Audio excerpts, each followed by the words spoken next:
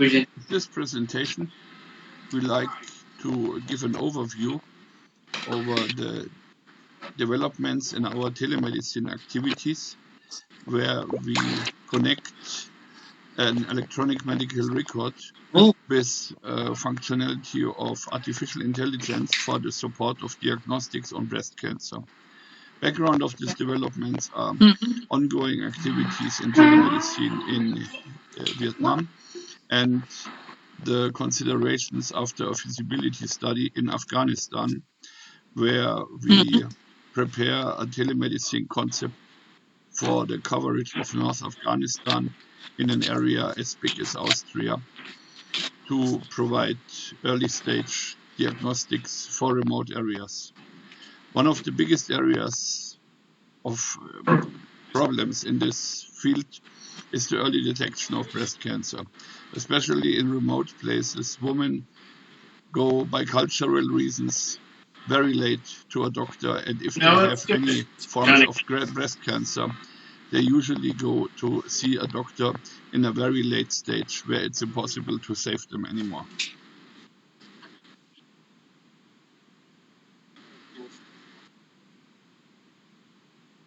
That also the same in Vietnam.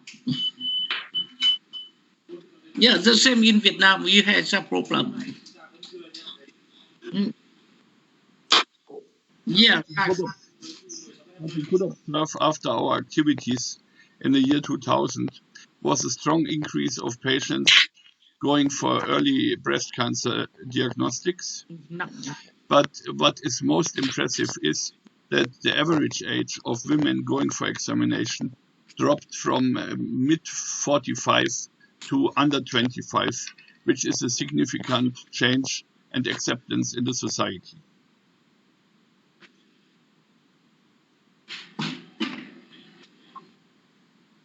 Okay, I had just one question. You know, in Afghanistan, that they had a culture, something that shows women, they come to public or to the hospital, you know, if they have some problem regarding their health.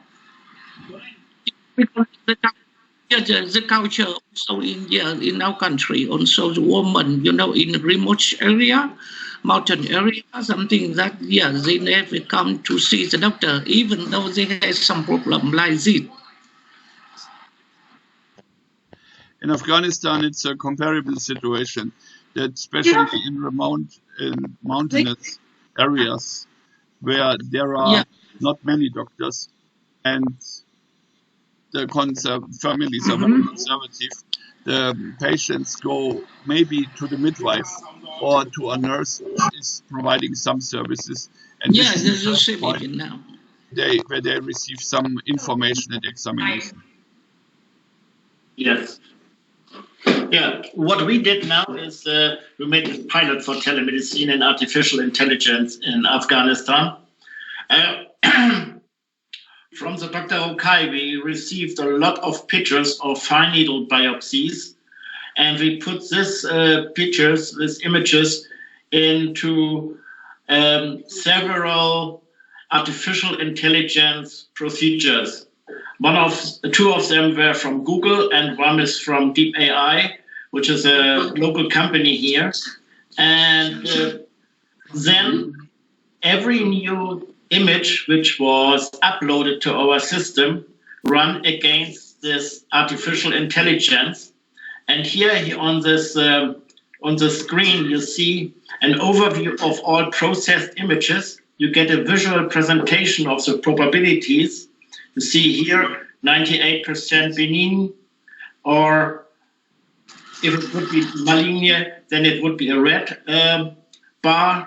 You can add expert results, means in this line here, you can add as an expert your correct diagnosis, and this went back into the artificial intelligence interface so that the images become more and more reliable. You have also a quick access to the images so that you can let it become full screen. And what you see on the left side already, we can present it in different languages. And all this we integrated into our EMR. Our EMR is something like a web-based interface where you can define what information you will store in our system. And it's a lifelong EMR system, so you can use it in a primary healthcare facilities, you can use it as a private, and you can use it in a hospital. It's an open portal, and you can integrate several numbers of services which are available in the internet world. For instance, in India, on a presentation, we integrated the pollution service into our software. Yeah, you can see there are tiles, we call it tiles, where you can upload images, where you can view images. And here you have the family history or some notes for this case. What we have is a basic interface. You see again here the different languages we support. And to support different languages means also to have a structured reporting system. And for this reporting system, we use SNOMED CT. And for laboratory things, we use LOINC. And of course, what we always use is international standards like ICD and procedure coding.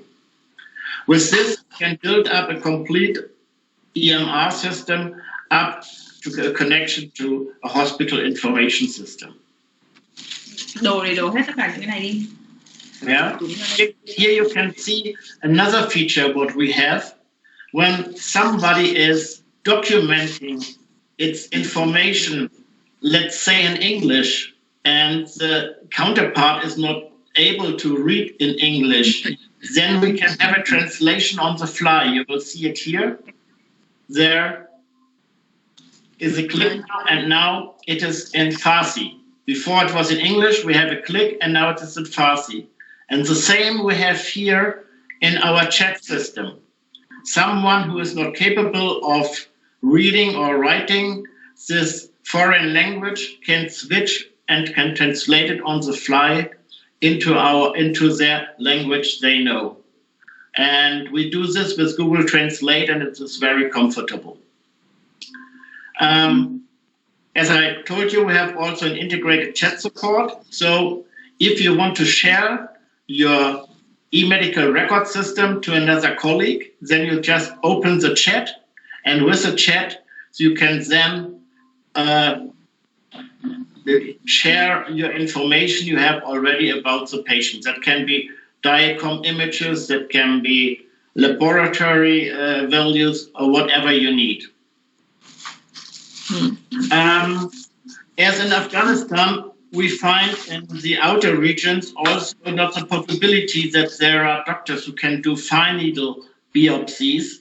We prepared a pre-examination form which can be used by nurses or midwives.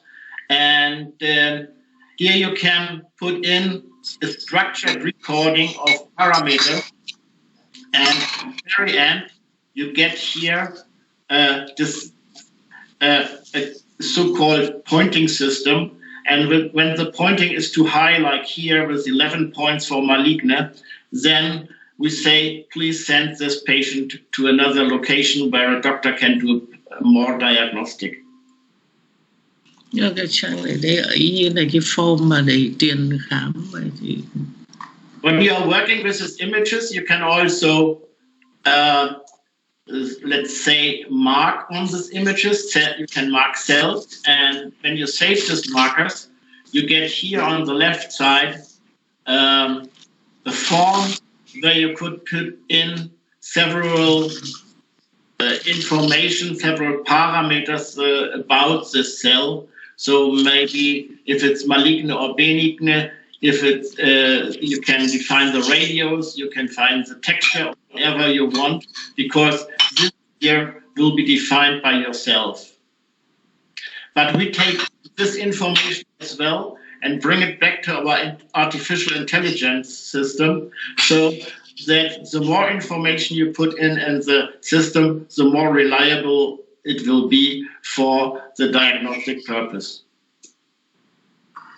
And last not least, we have a web-based interface, but we are also accessible on tablets, on smartphones, like iOS or Android.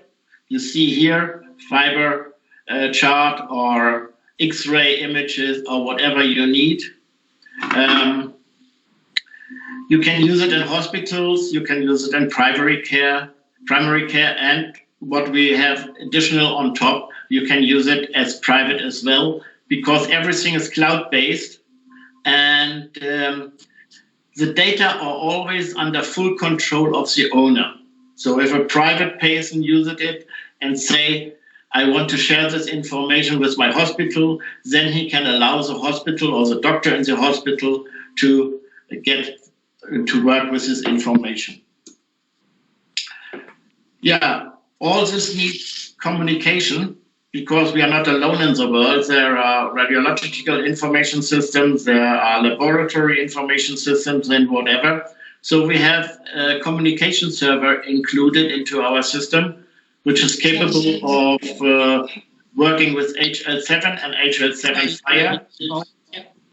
It can connect to DICOM devices, DICOM modalities, and it has also the capability of feeding these modalities with the DICOM work list. Internal, we are communicating with web services on very modern.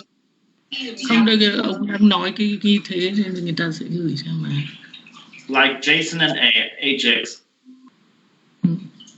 Yeah, Michael, I will give it back to you. Okay, thank you, Joachim. So, Michael? Yes, I'm here. There are huge potentials of telemedicine.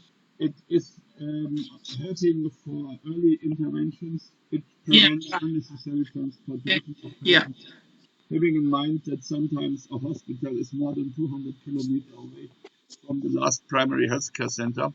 And for pre-diagnosis by algorithms, it helps to prevent bottlenecks in hospitals, because if one hospital has one expert for any specialty and receives now 30, 40 or 50 requests from the periphery, he will be overloaded and will be unable to take his day-to-day business in his hospital. It's also helping for medical research and education, and it will, together with the electronic medical report, very much improve the documentation about the patients. So overall, it is an instrument to react on the shortage of specialists. It prevents bottlenecks in referral hospitals. It can go much further. There are hospitals in Finland which have trained algorithms to interpret retina scans, which can identify more than 50 different internal diseases which show their symptoms on the retina. It also is used in the United States in universities to interpret X-ray images, and it can help to interpret ECGs since a long time, can also interpret electroencephalograms. So in a peripheral facility, it can nowadays be relatively easy to put in a cup with the electrodes for EEG, and then the EEG is sent to an algorithm who gives an interpretation if there are potentials for convulsions. It can interpret all kinds of skin appearances of malignancy, of melanomas, and it can also be used to support in the early detection of problems in pregnancy. So I'd like to thank you for the discussion and finish the video here. Thank you.